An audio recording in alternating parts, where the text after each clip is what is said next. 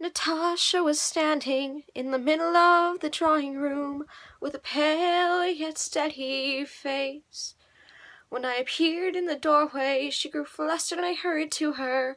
I thought that she would give me her hand, but instead she stopped, breathing heavily, her thin arms hanging lifelessly, just in the very pose she used to stand in as a young girl when she went to the middle of the ballroom to sing. But the look on her face was quite different. Peter Kirillovich, Pierre, Principal Konsky was your friend.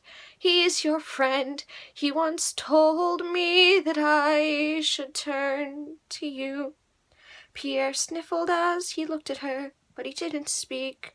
Till then he had reproached her, tried to despise her, but now he felt such pity for her. There was no room in his soul for reproach. He is here now. Tell him to forgive me. Yes, I will tell him to forgive you, but he gave me your letters. No, I know that all is over.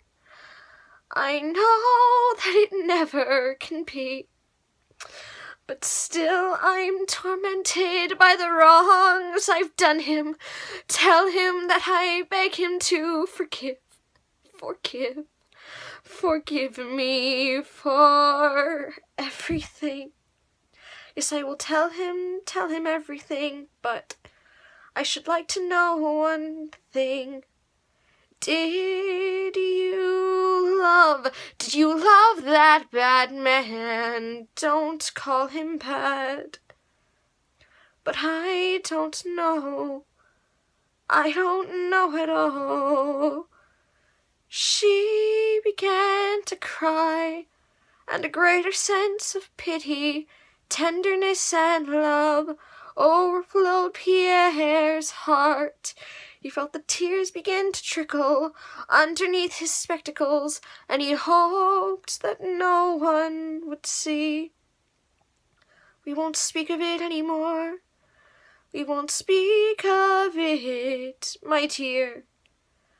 But one thing I beg of you, consider me your friend, and if you ever need help, or simply to open your heart to someone, not now, but when your mind is clear, think of me. Pierre grew confused. Don't speak to me like that. I am not worth it. Stop. You have your whole life before you, before me.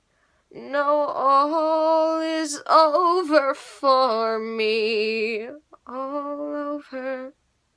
If I were not myself, but the brightest, handsomest, best man on earth, and if I were free, I would get down on my knees this minute and ask you for your hand and for your love.